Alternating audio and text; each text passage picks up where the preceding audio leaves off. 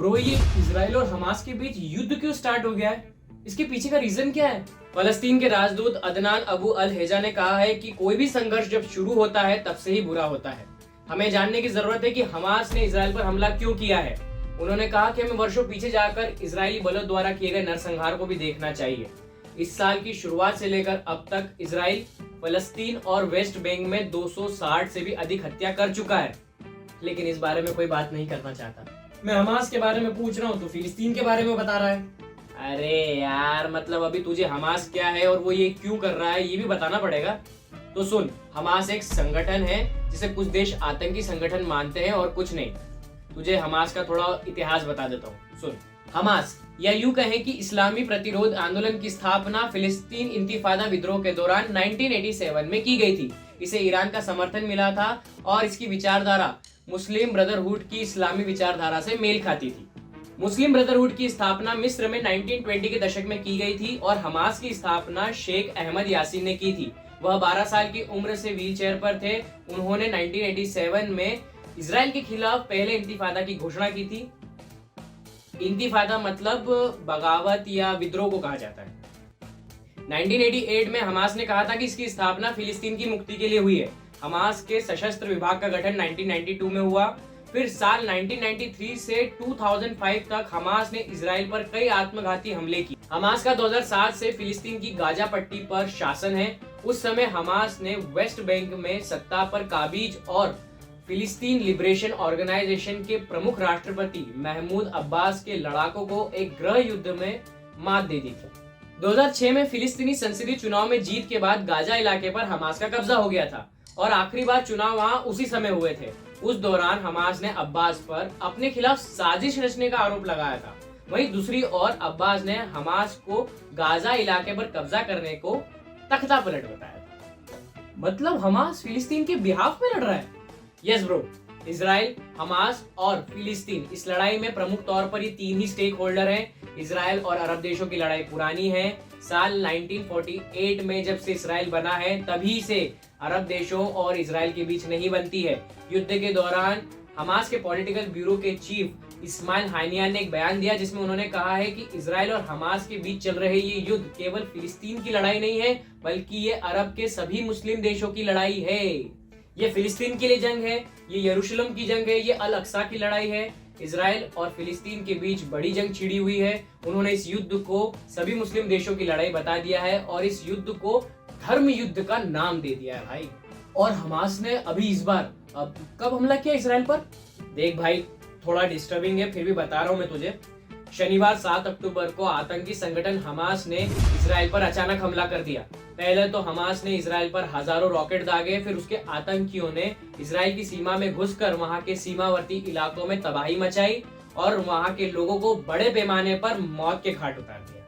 Hamas के हमले में इजराइल में 700 से ज्यादा लोगों की मौत ऑलरेडी हो चुकी है। सैकड़ों की संख्या में लोग घायल हैं और कई लोगों को हमास द्वारा बंधक बना लिया गया है। इस हमले के जवाब में इजरायली वायुसेना ने गाजा पट्टी पर हमास के ठिकानों पर बम बरसाए और इजरायली हमले में गाजा पट्टी के 400 लोगों के मारे जाने की खबरें सामने आ रही है। भाई, ये हमास की मांग क्या है? देख यार भाई, इतने कम शब्दों में ये कह पाना कि फिलिस्तीन और हमास एक्चुअली में क्या चाहते हैं, ये बहुत ही मुश्किल काम है, बहुत ही मुश्किल टास्क है। हाँ, लेकिन फिर भी एक जो मेजर मुद्दा है करंट में, जिसके लिए ये लड़ाई हमास ने शुरू की है, उसका जवाब इजरायली प्रधानमंत्री बेंजामिन नेतन्याहू के पूर्व राष्ट्रीय सुरक्षा सलाहकार याकोब अमिड्रोर ने ये कहते हुए दिया है कि हम नहीं जानते कि इजरायली नागरिकों को कहाँ छिपाया गया है। सेना को हर जगह बमबारी करनी होगी। सूत्रों के मुताबिक इजरायली नागरिकों की रिहाई के अवज में हमास 4,500 फिलिस्तीनी कैदियों की रिहाई चाहता है। फिलिस्तीनी centre for policy and survey research Khalil Shikaki ने बताया कि किसी भी कैदी की रिहाई हमास के लिए एक बहुत बड़ी जीत साबित होगी। इससे हमास की ताकत बढ़ेगी।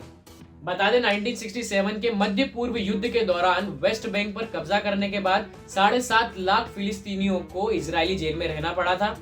इजराइल इन्हें आतंकवादी कहता है, वहीं दूसरी ओर फिलिस्तीनी नागरिक उन्हें अपना नायक मानते हैं। ब्रो, ये हमास के अलावा लेबनान के भी एक संगठन ने इजराइल पर हमला किया ना शायद। हाँ, लेबनान का आतंकी संगठन हिजबुल्लाह भी इस युद्ध को पबजी समझकर एक नए प्लेयर की तरह इसमें कूद गया है।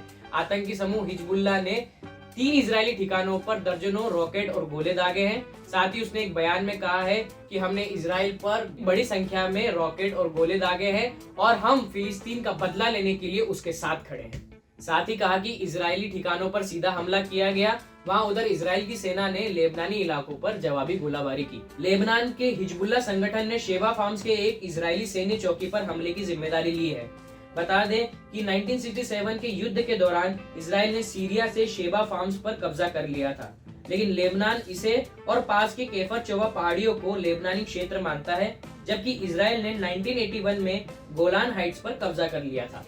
इसके अलावा इस युद्ध से जुड़ी और कुछ अहम बातें जो बताने लायक हो। एक खबरें लिखे जाने तक जो अहम बातें रही वो ये थी कि इजराइल पर हुए हमास हमले के बीच जर्मनी ने एक बड़ा कदम उठाया है। समाचार एजेंसी AFP ने जर्मन विदेश मंत्रालय के हवाले से ये बताया कि जर्मनी ने फिलिस्तीनी विकास सहायता को अस्थायी रूप से निलंबित कर दिया है। दूसरा, इजरायली रक्षा मंत्री योव गैलेंट ने सोमवार को एक वीडियो मैसेज के जरिए गाजा पट्टी पर पूर्ण घेराबंदी का आदेश दिया है। रक्षा मंत्री ने देश को संबोधित करते हुए कहा कि हम पूरी तरीके से गाजा पर घेराबंदी कर रहे हैं। बिजली, भोजन, पानी, गैस सब बंद। थर्ड, इजराइल हमास के युद्ध के बाद कच्चे तेल की बढ़ती कीमतों पर भारत ने अपनी प्रतिक्रिया दी है। भारत इजराइल हमास के बीच चल रहे संघर्ष को ध्यान से देख रहा है और कहा कि वह अपनी ऊर्जा जरूरतों को परिपक्वता के साथ संभालेगा। जहां तक ऊर्जा क्षेत्र का सवाल है, जहां कार्रवाई हो रही है वह कई मायनों में वैश्विक ऊर्जा का केंद्र है। भाई, ये इजराइल और फिलिस्तीन के बीच जो कॉन्फ्लिक्ट है उसके बारे में मुझे और बताना, ताकि मुझे और अच्छी तरीके से समझ में आ जाए। ओ भाई, अभी के लिए इतना काफी है। हाँ, बाकी अब कल करें, कल आना। अरे आप कहाँ जा रहे हैं? तब तक आप इस वीडियो को लाइक और शेयर जरूर करें। साथ ही चैनल को सब्सक्राइब भी कर लें, ताकि अगला वीडियो जब आए तो आपको तुरंत ही उसकी इन्फॉर्मेशन मिल जाए। और हाँ, साथ ही कमेंट बॉक्स में इस टॉपिक से जुड़े आप अपने सवाल भी पूछ सकते हैं और हम उनके जवाब देने की पूरी कोशिश करेंगे। Thank you.